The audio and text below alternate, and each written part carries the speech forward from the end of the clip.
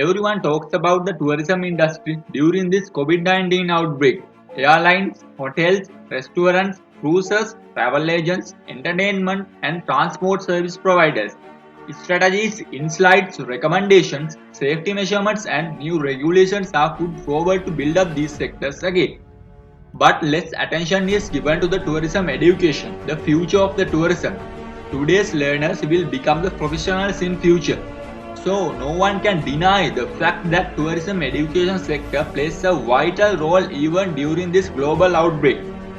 Let's discuss how the present pandemic outbreak affects on the tourism education in Sri Lanka. There are more than 5 state universities in Sri Lanka pioneered in tourism education and many more private universities and institutes offering tourism and hospitality education at different levels ranging from certificate programs to postgraduate level. All the students in this institute are now at a dilemma about their future.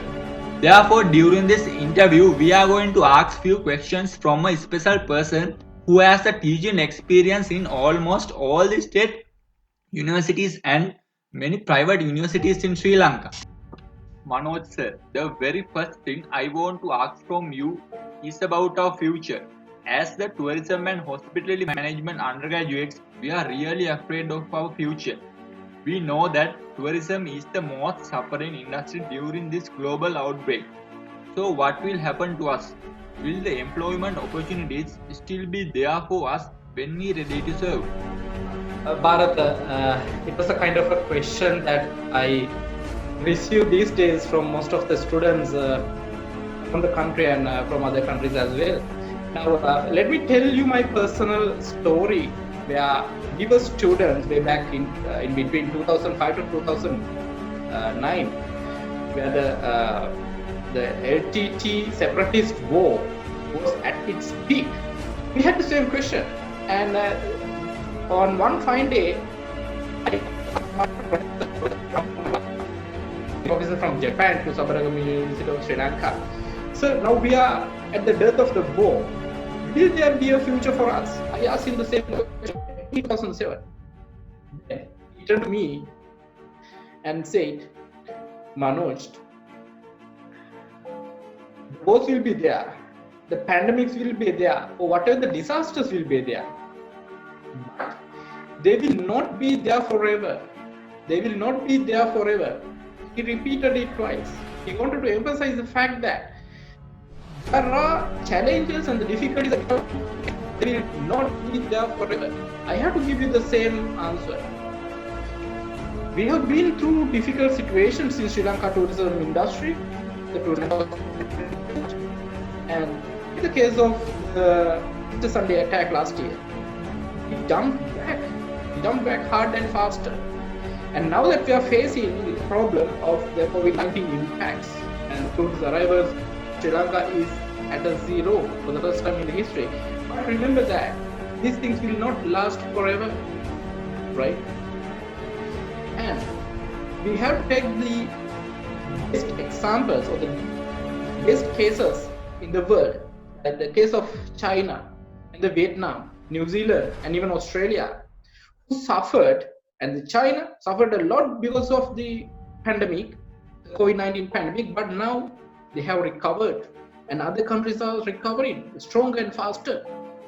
And again, we have to understand that tourism has been a part and parcel of our lives. For good long days, for centuries, people need to travel, people need to go to different places, see the new things, see the new cultures, try new food and everything. It's part of our global life, right? So there will be demand. The tourism industry will survive somehow or other.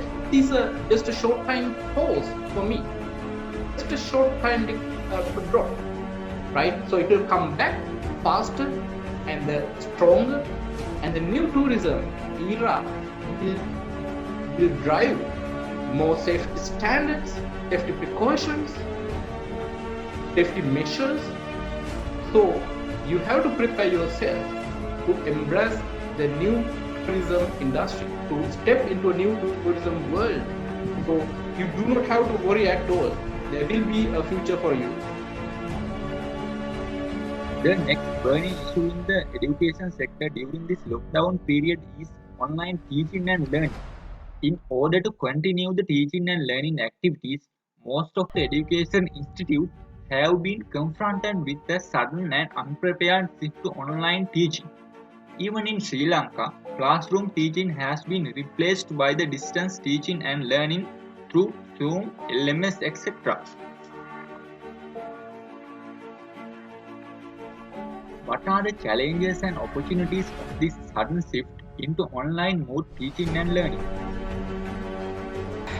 Actually, myself, both as a student and as a lecturer, facing a lot of challenges, and also it has opened up new doors or new avenues for me to enhance my knowledge and skills. Now, look at yourselves, right? Let's focus about the challenges first. Sri Lanka is a developing country. We do not have the sufficient 3G and the 4G coverage all around the country. And sometimes we have the Wi-Fi. I mean, the broadband speed is limited and the coverage is limited. It is strong and it is always subject to the bad weather and everything. Yes, so we are facing some problems. But one of the main challenges.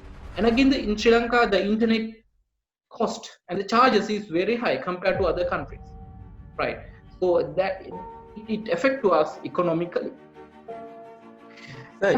And sometimes we can see, as a lecturer, some students are well equipped with the internet and all other technological peripherals, whereas some other students do not. So when we conduct a lecture to a group of 50 students, it is average maybe 35 to 40 students who can really participate in the lecture. Actually, there are three types of challenges that we as students and the lecturers have to face. And myself, both as a student and a lecturer, facing basically three types of challenges. Number one, the technical infrastructure, the accessibility related challenges. Number two, distance learning competencies and pedagogical methods. And number three, about the field of the study, what subject you are exactly learning. And number one, technical infrastructure and accessibility related. Now, mobile phone all around the country, and can you see the similar level of or same level of 3G and the 4G coverage all around the Sri Lanka? No, we do not have, right? And sometimes we have the internet access by being at home, maybe the wireless access or the wired connections, but still the broadband is not sufficient. The bandwidth is not sufficient to engage with the online teaching and learning. And again, the cost of internet is very high in Sri Lankan content. We can identify that as well. And also when we are conducting lectures online, we can see if a batch has about 50 students, we can always see average 30 to 40 number of students always participate in the lecture, which means that maybe 15 to 20% of the students are always lagging behind. One of the main issues that raises the fundamental question of, is the LMS or the online teaching provides equal opportunities for all the students globally, not only in Sri Lanka. Student Union cannot shout about this is a global issue, right? No, LMS, the online learning and teaching, will not provide equal opportunities provided that we provide equal internet coverage to every student, every citizen in this country or in the world, right? So what we have to do is we have to go with the majority and we have to provide some alternative solutions for the students, for the other students who could not catch up with the rest. And number two, distance learning and the competencies and the pedagogies or the teaching methods, right? And in Sri Lanka, our education is based on the conventional strategies like face-to-face lecture delivery. The students have to see the lecturer and the lecturer has to see the student physically. And in the universities and in the schools, we have the learning environment. All are there for one purpose. We have the libraries, we have the laboratories, we have the restaurants, and we have all other supporting backgrounds within our educational institutes. But now that because of the lockdown, the students are confined or stranded at home, whereas there is no learning environment.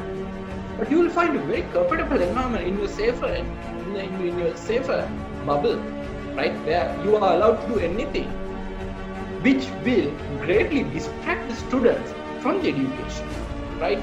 Maybe sometimes you may be participating to a one lecture, but maybe your dog is barking, right? Maybe the neighbors are calling for you to play cricket, or maybe you hear your sister is crying somewhere right after fighting with the brother or something, right? There are some issues also.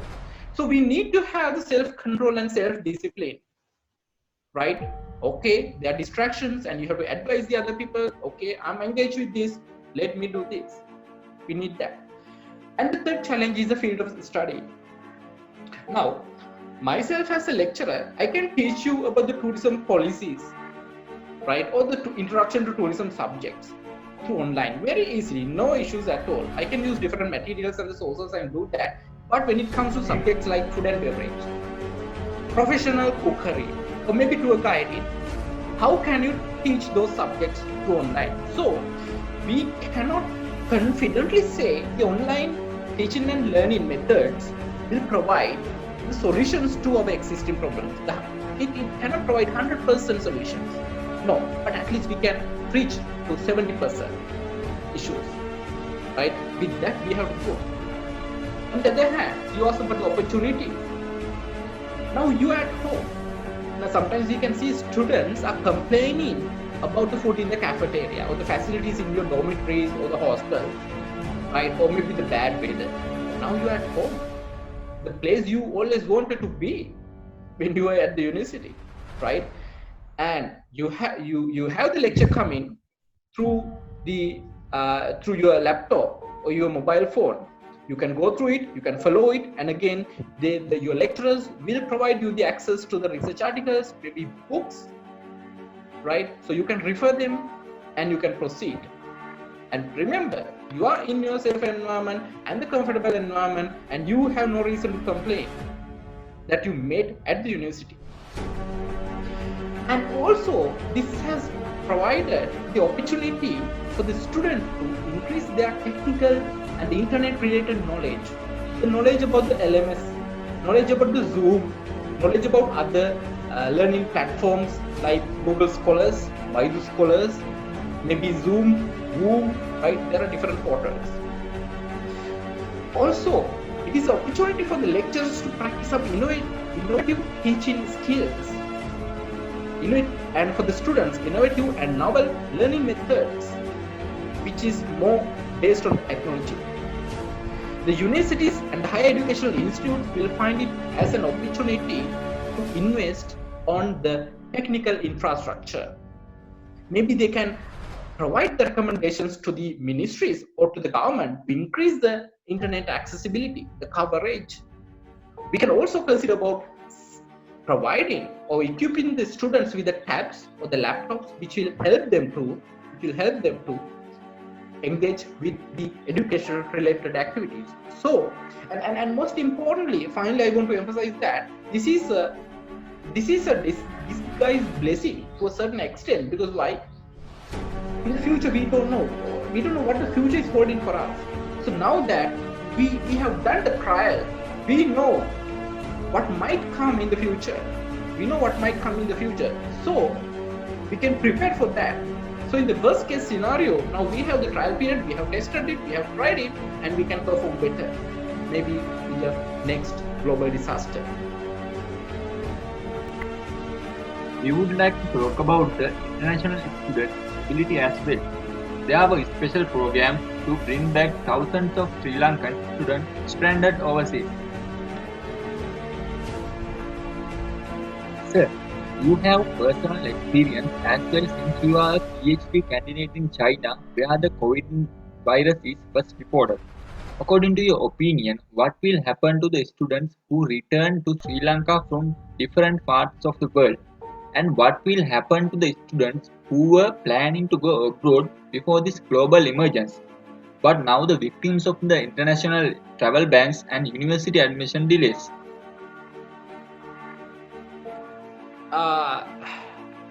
With my experience as a student in China, actually, I returned to Sri Lanka on 30th January 2020 when the virus was at its peak, right, and thousands of patients being reported in China on a daily basis, and hundreds of them were dying during those days. So after coming back to Sri Lanka, of course, it's like other students, other people, I happened to go through the standard quarantine period, and we had a blackout, like 3 to 4 weeks. The university did not reach us. They just advised us, okay, stay calm and safe at the place where you are. And we said, you want to go back to Sri Lanka? They gave us the necessary facilities. Now that we are here, and during the first 3 weeks, 3 to 4 weeks, we did not hear anything. Later, I got to know that the university was discussing with its members, the other academics, professors, and the lecturers, what can we do with our international students, those who are back in their home countries. So after 4 weeks, we received an email with full of guidance and the instructions. Okay, this is how we are going to do it. And from the 4th week onwards, they 100% moved into online teaching and learning, online lectures. Right. However, in the Chinese universities, which are much advanced than our universities, they have the LMS system very well performed for nearly one and a half decades now. Because why? Sometimes we attend to the online lectures. I have attended to many of the online lectures there in China, and we have the access to all our libraries and the journal repositories, and we pay our electricity bills, register for the subjects, and we submit our assignments and applying for the graduations and all other competition to the LMS. They have a very advanced one. So it was comparatively easy for the Chinese universities to adapt the LMS and ask and instruct the students to go online in 100%. So they did it. However, we had some challenges as well, because I'm also conducting some small sessions there to some international students, because they come from different time zones. For example, although I do my lecture here at 9 a.m., sometimes my colleagues in the western part, maybe UK, maybe in USA, are maybe they are in the middle of the night, maybe 12 or 1 a.m.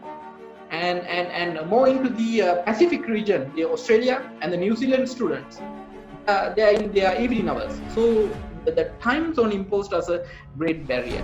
However, in order to overcome those barriers and the challenges, the university proposed us to upload all our online tutorials, lectures, lecture materials, presentations, book 48 hours in advance to the LMS. So the students could download, refer them, and even raise the questions even before the lecturer conduct the lecture. On the other hand, lecturer also happened to audio record and the video record his lecture and upload it to the LMS. So the students, those who had some physical or the natural issues like the time zone issues and some other maybe bad weather conditions and all other issues, they could log into the LMS at a later period and download it and refer them. And in the meantime, they established the online discussion groups like WeChat or QQ, through which we could directly contact our lecturers or our peers to clear our doubts. And when moving into your second question, the students, those who were planning to go abroad for their education, what I have to say is that you have to wait a little longer, right? And the universities will not start the lectures online, most probably for the international students. And also the universities are also helpless because they are bound by the national border control and health regulations. So they have to listen to their governments and the health ministries and the health professionals. So they cannot do their own. So in the meantime, what you can do is you can get yourself registered with some free online tutorials or the tourism related courses and do some learning. Read about the country that you are you are planning to visit, the country, their culture, their food and beverage, their habits and everything, right? And equip you with something, some knowledge. When we talk about education, we can't forget the role of research studies. During global pandemic, research plays a vital role, especially the clinical and health researchers sit controlling the spread of diseases, finding cures for the COVID-19 virus, etc. Is it only medical research matter in this period? Let's ask.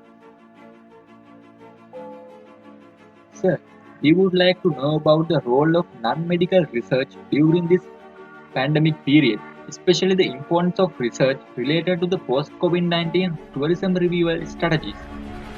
Yeah, as of now, the world is paying much attention towards the medical research, where which is more focused on finding a cure for the curative vaccine or a preventive vaccine to combat this COVID-19.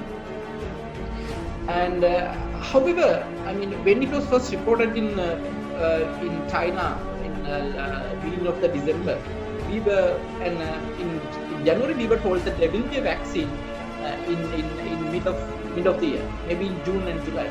Now we have come to the beginning of the June. Still, we don't see a vaccine.